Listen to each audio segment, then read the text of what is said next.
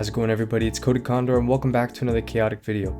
I've been waiting for a long time to make this one and the cards have finally come in the mail to be able to do so. So without further ado, I introduce to you the Mipedian king, Theb-Saar.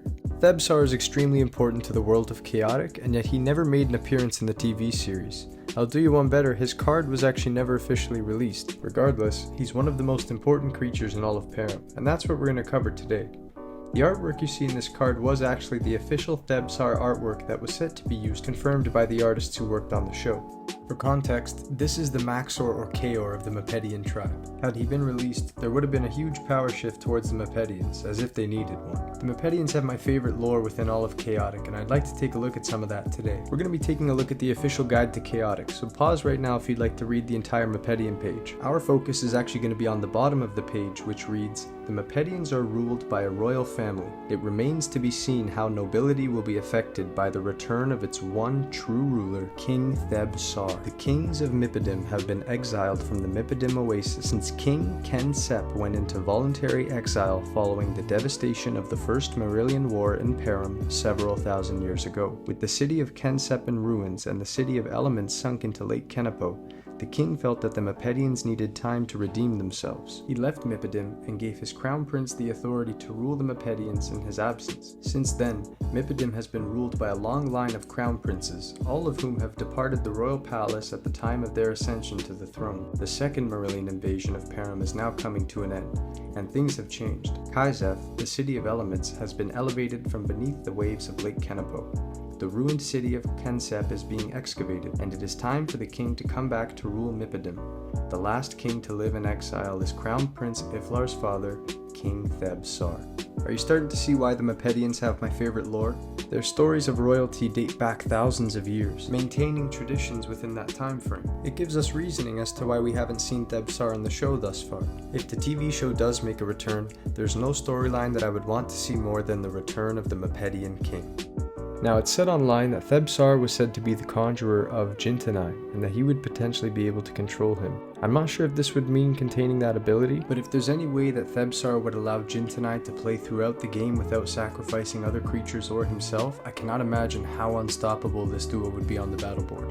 For those of you who have played Recode or even played Chaotic way back in the day, then you could imagine how frustrating this duo would be to play against. Now, it's important to mention that the artwork is actually the only official part of this card that we know to be 100% accurate.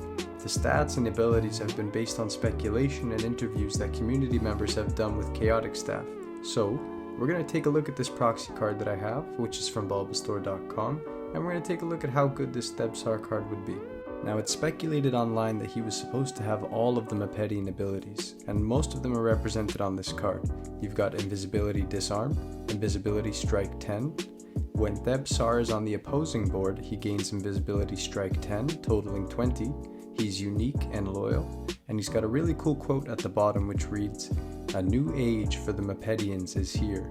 We will not be ignored, we will not be forgotten." This version of the card has the air element and the earth element, and I'm not sure how accurate this is because I have read that he was supposed to have air and fire. While he does have an impressive 65 energy, he only has one music counter, and once again, I'm not sure how accurate that is because I did read online that he was supposed to have 2 to 3. The comparison I heard someone made was that this was supposed to be the Mipedian version of Dawn of Param Chaor, and that is a very powerful comparison to make. This card also makes no mention of a conjuring ability for Jintanai, and while I know that wasn't confirmed, it seems to be widely believed within the community. I think one of the best hints we have as to how strong Theb-Saar would have been is looking at how strong his son is. Any fan of the show knows how strong Iflar is. It's what makes him one of the most expensive chaotic cards on the market.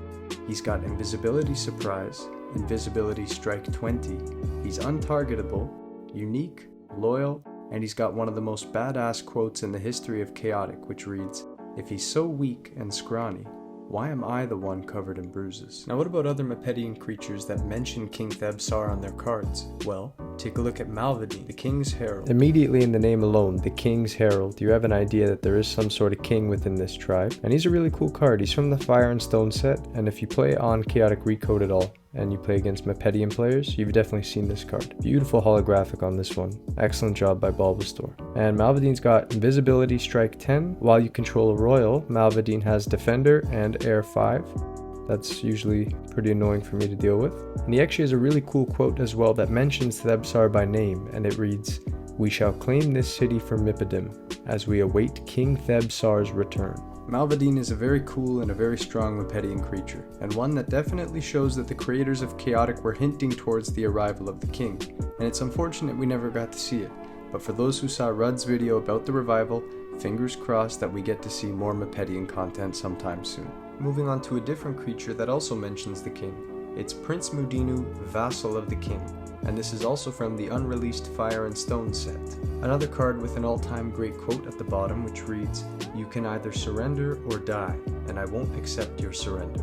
Now you might be wondering, why is he called Prince Mudeenu? Well, let's go back to the Chaotic Guide and take a look. Prince Mudeenu, the High Commander of the Royal Guard, is the cousin of Crown Prince Iflar and the nephew of King Theb-Saar, and the lore of the Mipedians grows deeper. The idea of a royal family within Chaotic has always been so cool to me, and I like the detail that goes into the naming. The nephew, well, he's the prince, but the son of the king, he's the crown prince. That's enough about his family members. What else do we know about the king himself? Well, let's go back to our source material, the official guide to Chaotic, which reads, "With Theb-Saar, the living legacy of the Mipedian monarchy has returned to the heartlands of Mipedian, bringing with it the final defeat of the Marillions at Raupasak and the opening of the storm gate of Kaizef.